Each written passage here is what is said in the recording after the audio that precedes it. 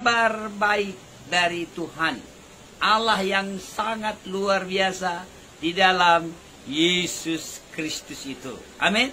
Saudara kekasih dalam Kristus, saya perkenalkan, nama saya Aliuddin bin Zainul Abidin.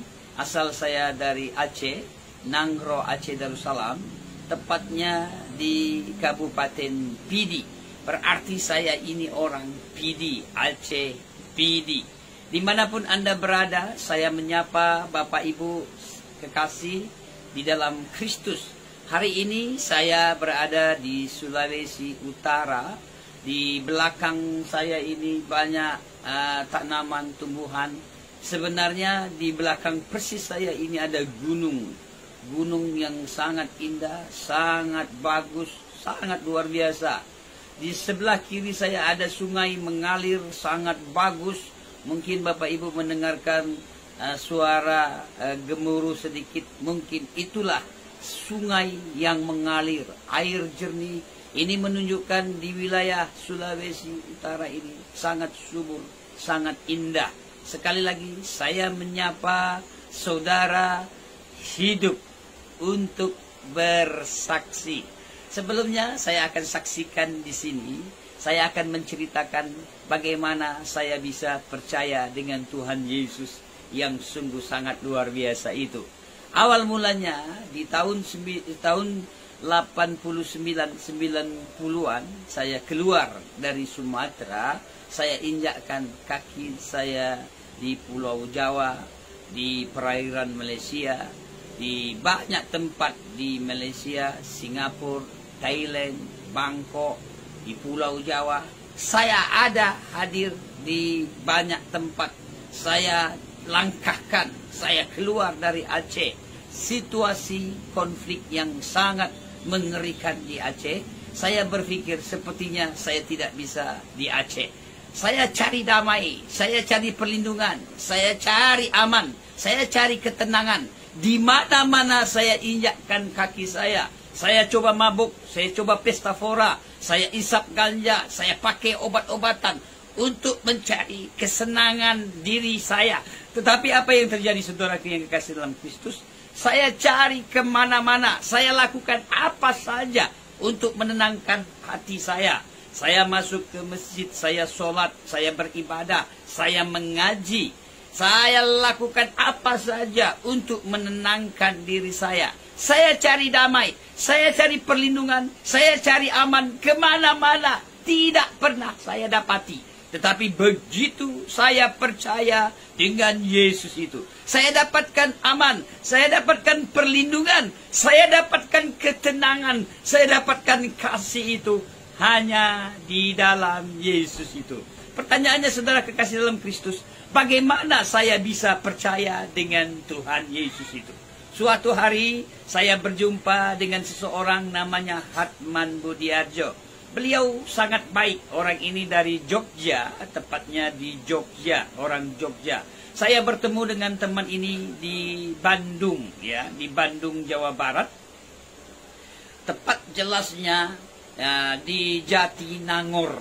Di Jatinangor ini ada universitas, ada STPDN, ada IKOPIN, ada AIKA, dan ada UNPAD. Jadi 4 universitas ini seperti menyatu satu daerah, satu tempat ini.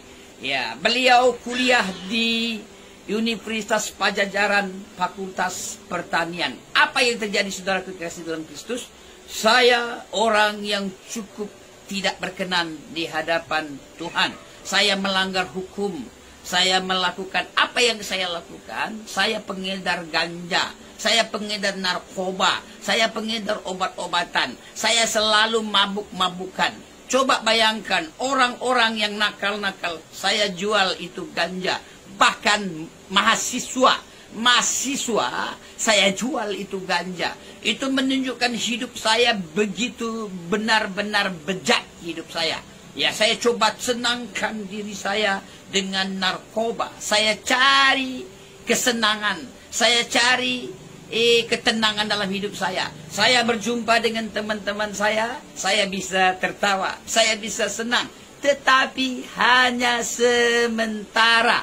Apa yang Tuhan kerjakan, saudara kekasih dalam Kristus? saya berjumpa dengan seseorang namanya Hatman Budiarjo. Kami kenalan, kami berbincang-bincang. Tiba-tiba saya ketahui dia orang Kristen. Mulailah tidak terima hati, pikiran, dan perasaan saya. Kenapa? Karena orang ini orang Kristen. Sudah saya tidak suka dengan orang ini. Orang ini menceritakan tentang Yesus. Coba bayangkan saudara kekasih dalam Kristus. Kayak apa sikap hati saya waktu itu. Kenapa? Karena nama Yesus itu nama yang memuakkan dalam hidup saya. Nama Yesus itu nama yang menjijikkan dalam hidup saya. Nama Yesus itu nama yang najis dalam hidup saya. Bayangkan nama itu yang diceritakan kepada saya. Coba bayangkan kayak apa sikap hati saya dengan teman ini. Tetapi karena teman ini, sahabat ini sangat baik, sangat bagus, saya tenangkan diri saya. Saya coba, saya diam. Dia cerita tentang Yesus itu. Lalu saya bertanya dengan teman ini. Apa pertanyaan saya? Saya katakan, Mas, kenapa orang Kristen banyak Tuhannya? Dan kenapa orang Kristen itu menyembah patung? Itu pertanyaan saya. Banyak Tuhannya dan menyembah patung juga.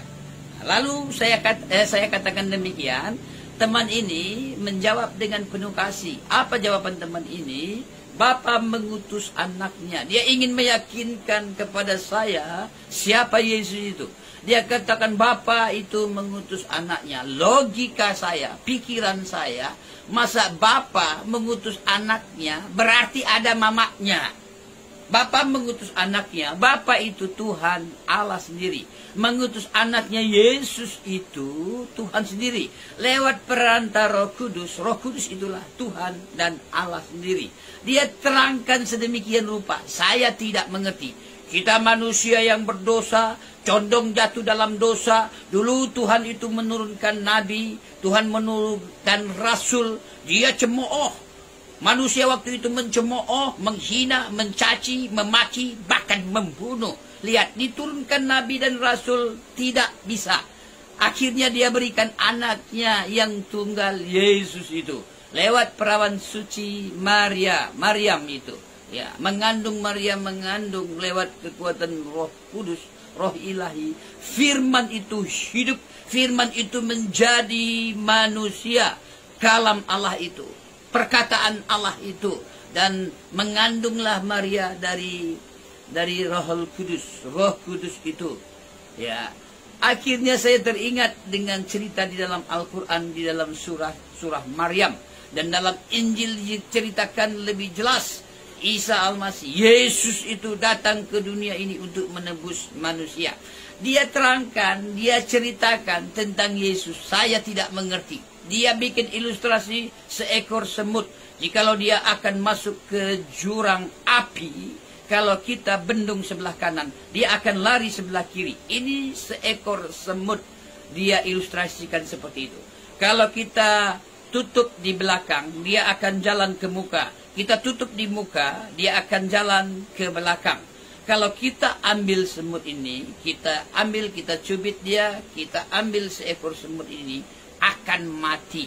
Tetapi kalau kita menjadi semut, kita katakan kepada semut ini, hai kawan, jangan ke sana. Dia jelaskan seperti itu, tetapi masih juga saya tidak mengerti, saudara kekasih dalam Kristus. Pertanyaannya bagaimana sehingga saya menjadi mengerti? Pertanyaannya saudara kekasih dalam Kristus. Dia ceritakan, aku orang Jogja, orang Jawa. Kalau kau mau pergi ke Jogja, tentunya kau pilih saya. Kau tidak pilih teman yang lain. Teman saya kebetulan ada Benny Tobing, ada Herbert Mangunsong, ada Datra, ada teman-teman yang lain. Tidak mungkin kau pergi dengan dia. Harus kau pergi dengan aku, karena aku orang Jogja.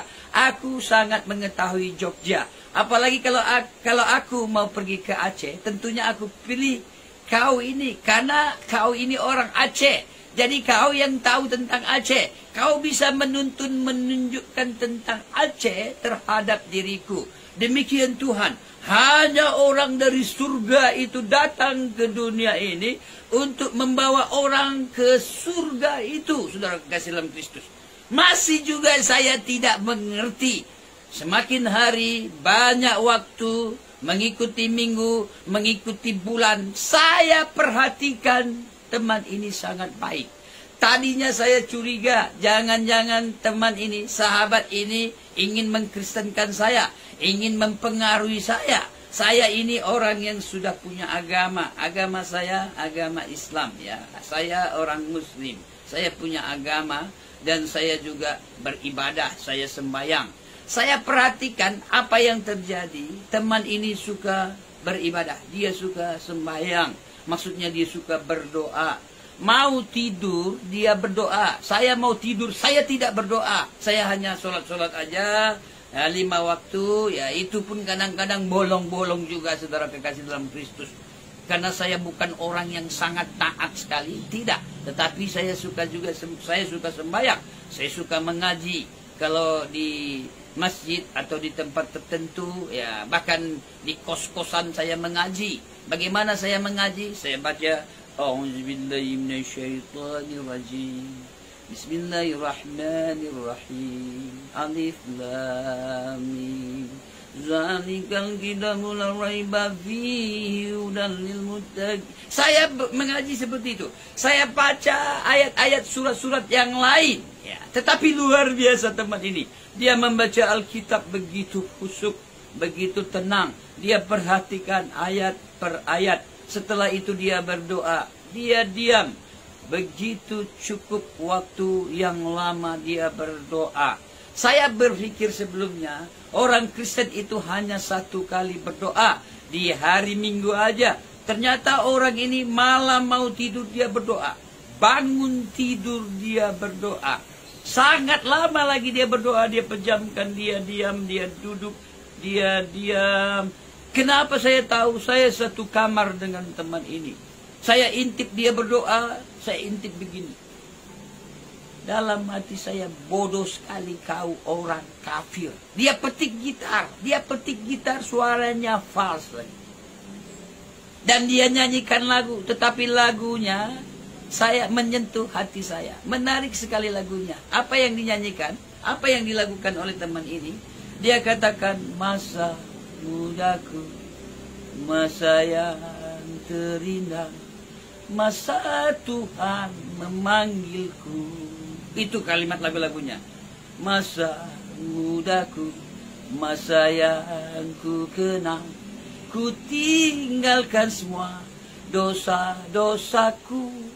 La la la la la la la la la la la la la la la.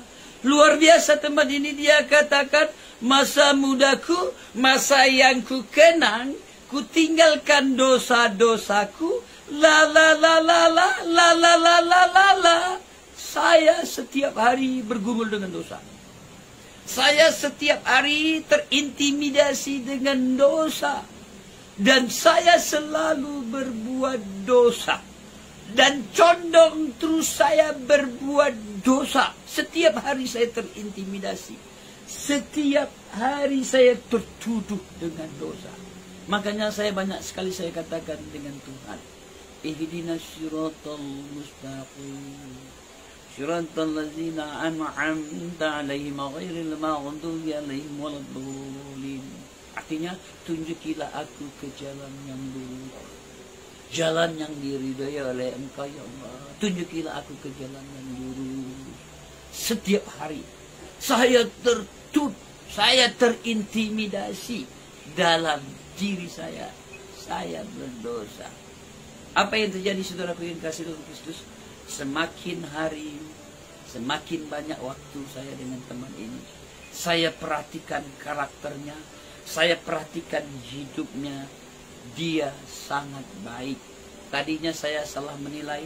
Saya berpikir jangan-jangan orang ini ingin mengkristenkan saya. Jangan-jangan orang ini ingin mempengaruhi saya. Belum pernah orang ini ajak saya, ayo Aliuddin kita ke gereja. Tidak. Tapi hidupnya dia contohkan. Teladan hidup. Baik, ramah, tulus, tanpa pamrih. Setiap hari saya lihat orang ini sangat-sangat baik. Bagaimana dia bersikap, berperilaku dengan teman-teman saya. Teman saya cukup nakal. Teman saya banyak yang tidak benar, betul-betul tidak benar. Hidupnya tidak benar. Tapi dia sangat baik dengan teman saya.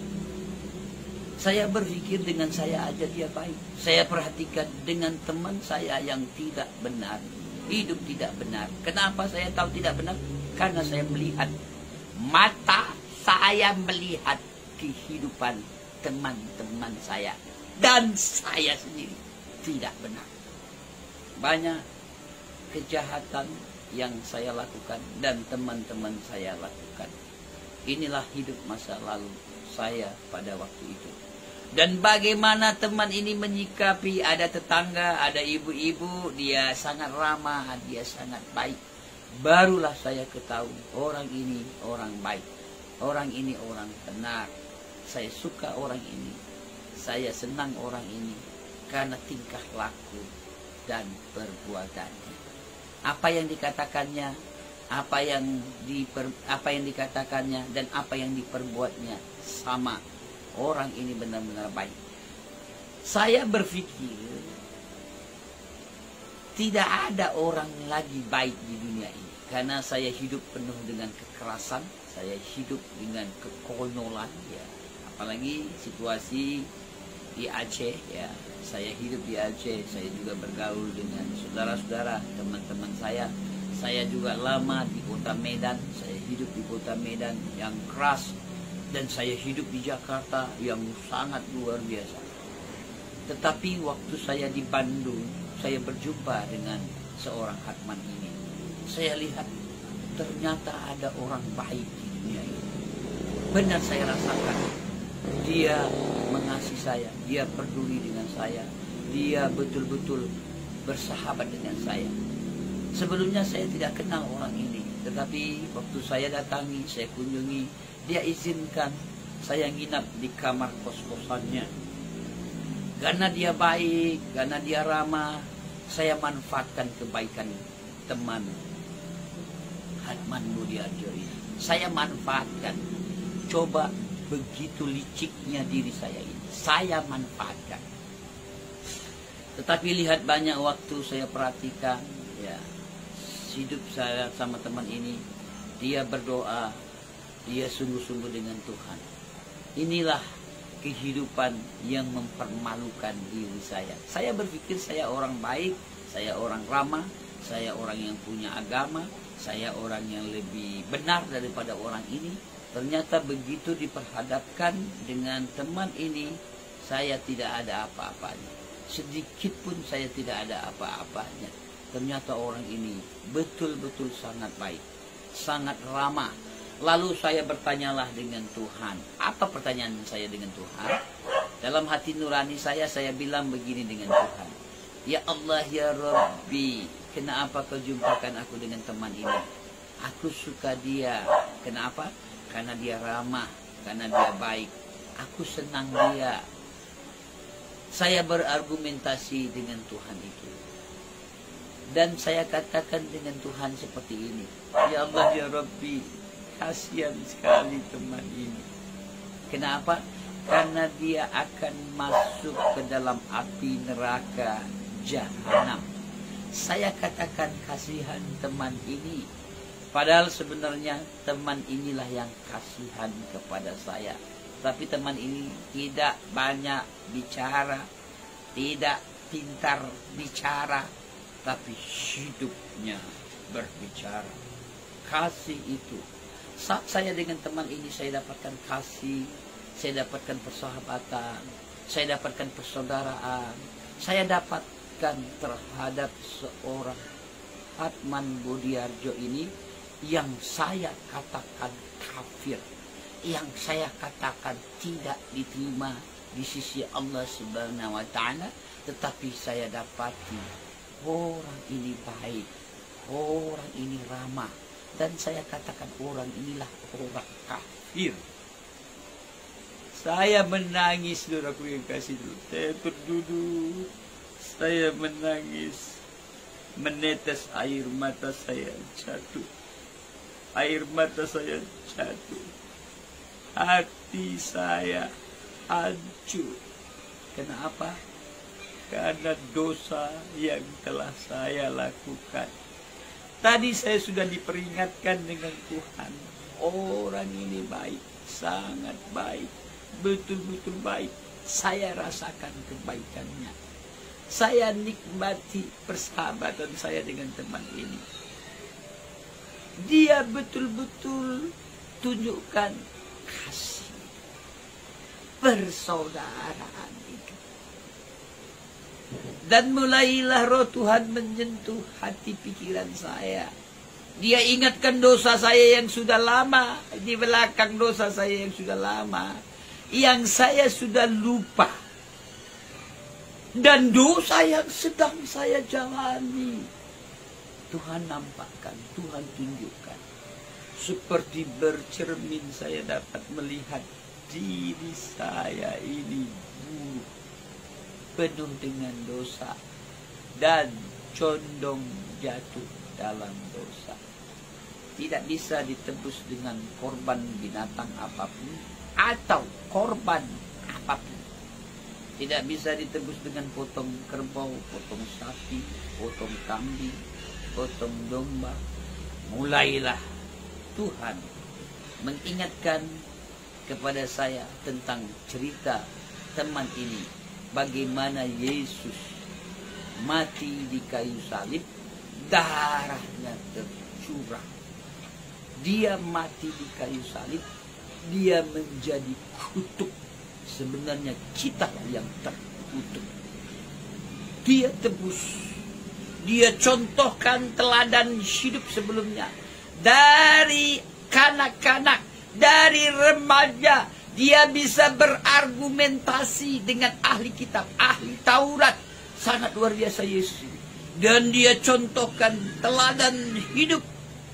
Dan dia melakukan banyak mujizat-mujizat, kuasa ilahi, perbuatan ilahi, karakter ilahi, hidup ilahi. Dia contohkan ke banyak orang. Orang-orang melihat, orang-orang memperhatikan apa yang dilakukannya. Mujizat kuasa, orang sakit disembuhkan, orang lumpuh berjalan, orang kusta juga disembuhkan, orang buta melihat, orang mati dibangkitkan hidup kembali.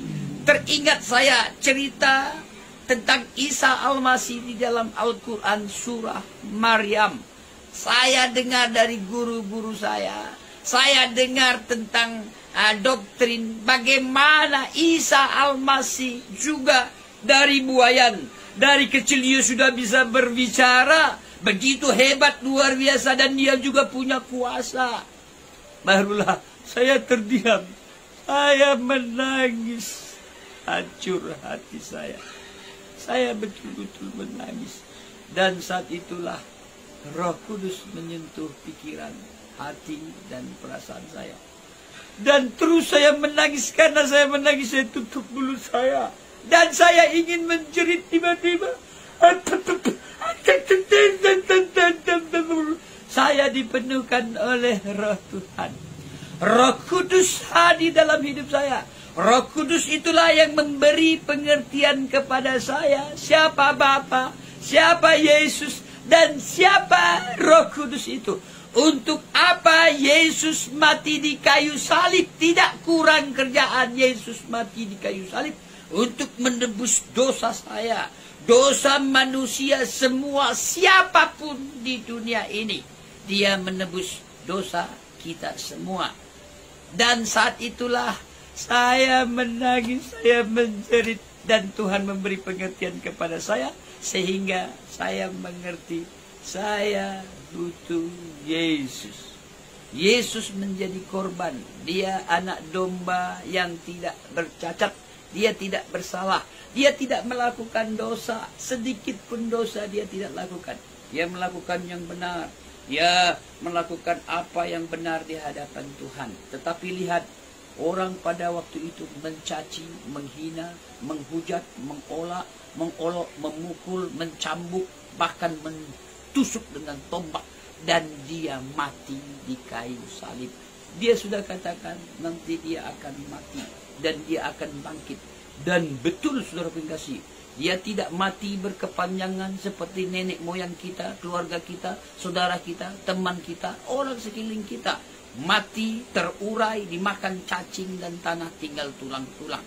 Tetapi dia bangkit bulat-bulat, dia hidup, dia contohkan kepada orang lain. Dia tunjukkan, maksud saya, dia tunjukkan dia tangan yang berlubang ditusuk.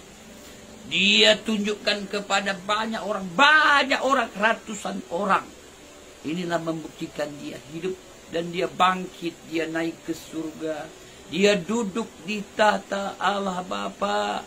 Dia bersyafaat, dia menyediakan tempat bagi setiap orang-orang yang percaya. Dan dia mencurahkan rohnya yang kudus. Lihat, dia mencurahkan rohnya yang kudus. Berkelipat kali ganda. Makanya tidak heran begitu banyak sekarang orang-orang yang percaya dengan Tuhan Yesus itu. Lewat kekuatan rohnya yang kudus. Dan saat itulah saya mengerti. Saya katakan, Tuhan Yesus, hari ini, detik ini, aku yakin dan percaya Engkau Yesus Tuhan dan Rajaku. Amin. Cerita ini tahun 1991, jalan 1992. Hampir 30 tahun sudah saya percaya dengan Tuhan. Isi saya waktu itu belum mau, karena dia orang Betawi. Ya, lu gue, agama lu, agama gue. Lakum dinukum waliyadin. Dalam hati saya bisa disentuh, saya bisa dijamah oleh Tuhan. Saya berpikir isi saya suatu hari pasti